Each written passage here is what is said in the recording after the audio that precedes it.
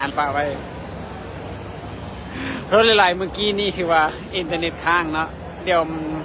เริ่มใหม่แล้วกันพูดอยู่ที่งานเอ็กซ์โปแล้วก็บีพิกอัพของชิคาโกมาราธอนเนาะค่าแห้งเขาก็มาเด้อนี่เด้อซึ่งมื้อนี้เนาะรายงานเป็นมื้อสุดท้ายของการฮับบีฟอยู่ที่งานชิคาโกมาราธอนประจำปี2023เดี๋ยวตุกพุทธิพาไปทัวร์เบิ่งงานแล้วกันเนาะว่าเป็นยังไงไปเบิ่งน้ำกันเด้อทำอีกผู้นักเรียนที่เข้ามากับกำลังม้ายังลงหลายเนาะมาปุ๊บจะมาเรียนคิวเข่านี่เนาะเรียนคิวเข่าวันนี้เพื่อกดเช็คอุปกรณ์ถุงต่างๆที่เข้ามาเนาะหลังจากนั้นมาฮอดแล้วจะเอาconfirmation ที่ทางผู้จัดงานได้ส่งมาเนาะบอกจะเป็นการส่งมาทางอีเมลเนาะจะมี QR code เนาะมาให้พนักงานปุ๊บพนักงานก็จะเช็คว่าบีฟเฮากับซื้อนามสกุลแล้วก็ประเทศที่มามันถูกต้องบ่เนาะ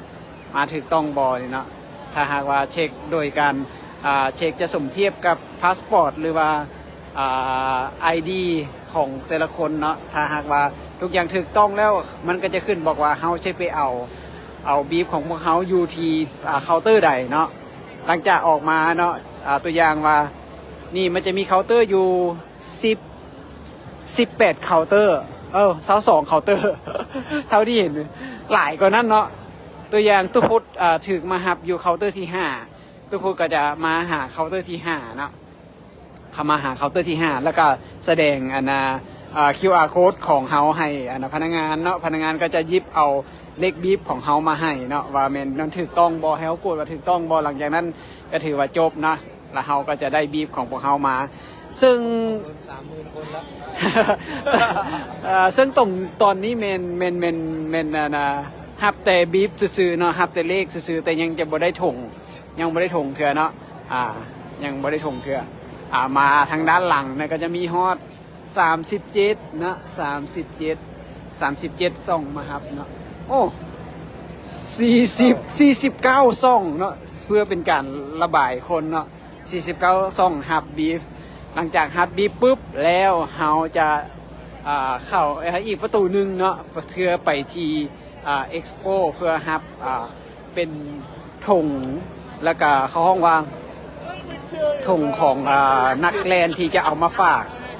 เขาห้องว่าเกียร์เช็คเนาะเกียร์เช็คตัวนี้ก็คือเราจะสามารถเอาเสื้อกันหนาวบอหรืออีกอย่างต่างๆพวกโทรศัพท์เฮาบอที่จะฝากไว้กับงานหันเพื่อมาฝากตอนที่ก่อนจะเริ่มงานเนาะโอเคตอนนี้เราเข้ามานี่ห้องหนึ่งแล้วอยู่ในเอ็กซ์โปตัวนี้นะเฮาก็จะไปเบิ่งว่าอยู่ใส่เนาะเฮาอยู่ใส่เฮาฮับอยู่ใส่ไอ้คำเด้อนี่เด้อ Hi how are you